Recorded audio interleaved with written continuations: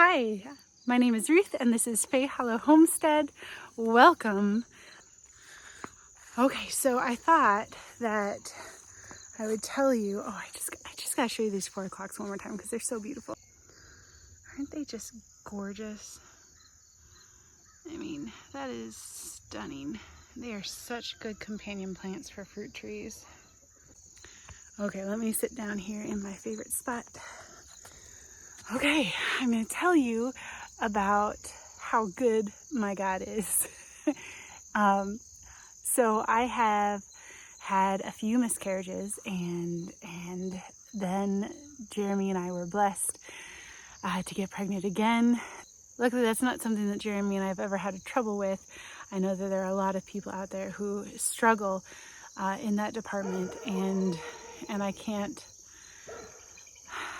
even imagine the amount of stress and worry and the emotional roller coaster that you go through every month, wondering, is this the month that I'm going to get pregnant or not? But Jeremy and I, we were able to get pregnant again, and it was right. So we got pregnant a couple of Junes ago, and I was feeling very sick, and so I did not get out in the food forest hardly at all. I did not get out into the garden hardly at all, and I laid really low because I had been pregnant a few times before that, and I had worked very hard in the garden, and I worried that maybe that was one of the reasons why I was not able to keep the pregnancies. And I think that one of the last videos I made, I was even welding a sledgehammer while I was pregnant. And so I retired from karate, and so I wasn't getting kicked anymore or thrown around or anything like that. And I wasn't doing a whole lot of jumping and spinning and stuff. And I think all of those things, just toning it completely down from that, really helped keep this pregnancy healthy. My husband didn't really want to acknowledge the pregnancy too much because we had been so heartbroken, and I just felt strongly that this one was going to stick. And so we got to 12 weeks, and I told my husband, I said, hey, this is it. And he said, oh, you think this one's gonna stick around? And I said, yes, this one's staying. And he did. And it was such a beautiful thing to just have that peace about it and know that he was sticking around. So we went to a normal women's health center, and I was getting all the testing done, and they immediately stuck me into a high-risk category because of my age. They put me in a high-risk category because of the miscarriages, and then also because my last son that I had was over 11 pounds, and he was about a month late. And so we had gone with a midwife last time, and it was lovely, and it was exactly the way that we wanted to go. But I wanted to get some sonograms, and so I started off with this group, and they did blood work on me, and they found out, and I just did the blood work for the baby to see if it was a girl or a boy sooner, and I was just so excited. I wanted to know. And the blood work came back, and they said, if you don't hear from us, that's a good thing. Just keep checking the website and you'll see your results. And but then they called, and that made me nervous right away. And they told me that I was having a little boy, which was very exciting. And then they also told me that he had trisomy 13. I might not be pronouncing that right. It's been about 18 months now since I've dealt with all of that, thank goodness.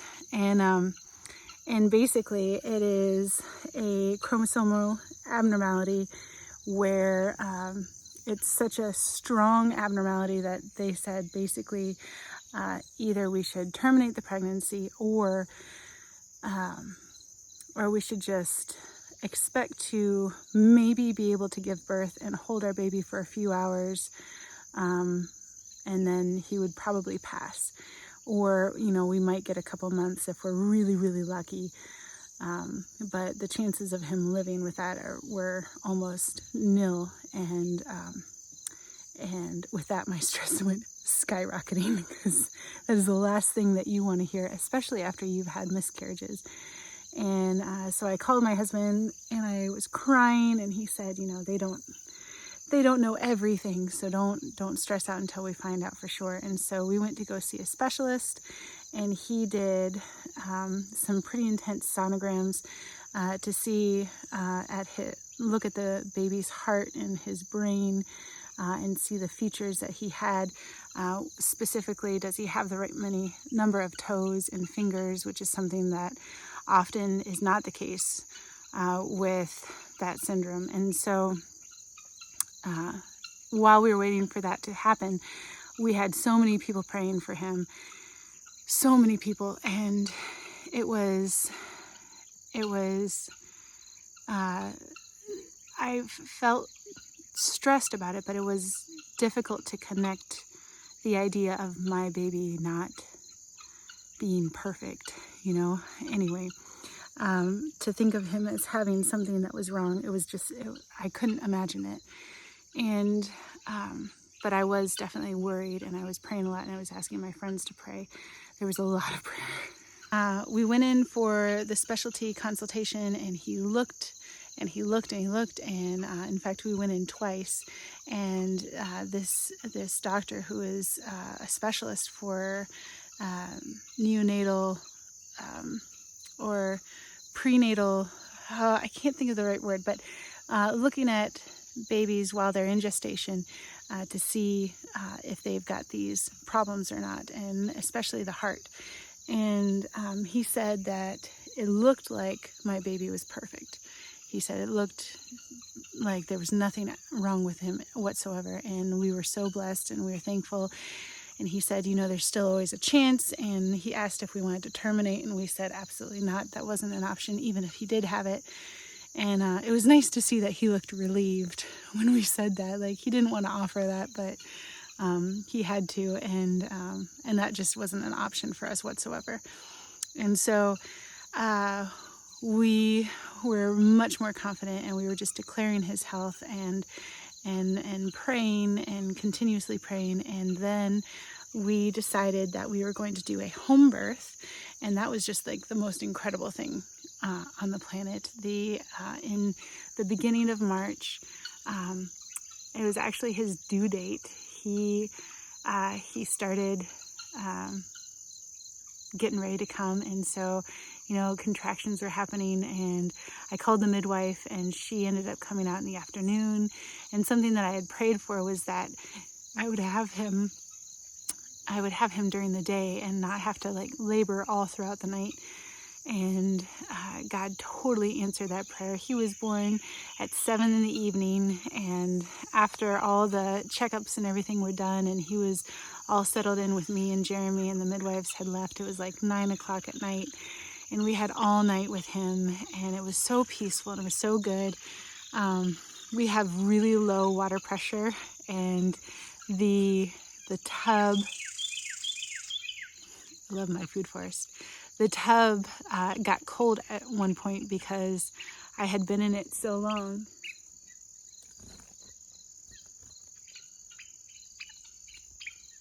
I wish you could see these birds. Oh gosh, it's so nice being in the food forest, and there's just life abundantly everywhere. But there was a mad rush at the end because he was coming, and I wanted to give birth in the tub that was inflated. It was an inflatable pool in our living room, in our bedroom, and there was a mad rush to get the tub filled again because it had gotten cold.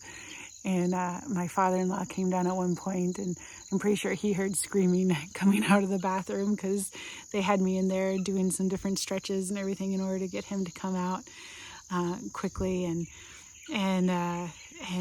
it was chaotic at the end. And my husband, they were heating up water on the wood stove. They were heating up water on the stove. My in-laws were heating up water on their stove, and we had hot water coming out of a hose connected to our sink, but that was really, really slow. And there was chaos, and my husband was carrying all these hot pots, but every minute there was like a contraction, and I needed him, and I was hanging from him, so he'd have to drop everything and come to be with me. And it was beautiful. And the kids were able to come down as soon as he was born, and he was not 11 pounds. He was 9 pounds 2 ounces, I believe. And just perfect, absolutely perfect. And it's been almost 18 months, and he is still strong and so smart and so perfect. And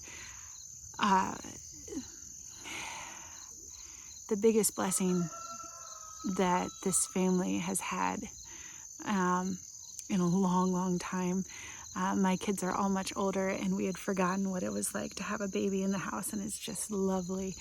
And I had twins at first, and so having just one baby is crazy. I've never had just one baby, and then, other kids that can take care of themselves. They're able to make themselves sandwiches, and I can sit with the baby and read to them and cuddle them at the same time I'm cuddling him, but they can also go outside and play together. And anyway, it's been so much easier because the kids have all jumped in and just adore him, and they love helping. I don't make them watch him very often. Every once in a while I'll ask them, hey, I really need you to help with this, and then I'll pay them for doing that, because I don't want them to resent having a baby brother or anything like that. But they have not at all. They just absolutely adore him, and they're begging for another baby brother or sister. And I want another one too. So we'll see how that goes. I had plans before, and it took a lot longer than planned because we kept having hiccups. And so who knows when that will happen, but I know that God will bless us well. I know He's got more in the story for us as far as babies go.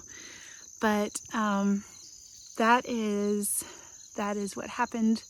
And that is our update. And so I really took it easy. The last pregnancies I had, I was like, oh, I'm a black belt. I'm a tough lady. I'm going to get out and start doing everything right away. And I didn't give myself time to really heal. But this time I really took it easy and did like 6 weeks of like really intensive just resting, bonding with the baby. We did like 3 weeks in the bed, and then we did like 3 weeks next to the bed, and then like 3 weeks still in the house and not really going anywhere. And it was really, really wonderful having that bonding time. And I think that has lent itself to not having any of the major postpartum problems that I had before. And so ladies, I would really highly recommend doing the resting thing if you can, right after having the baby. And my husband, he was very supportive of that, and he really bent over backwards to make sure that happened. So that was really nice. Anyway, I will be checking in with you guys soon. I hope you guys have a lovely evening and stay blessed.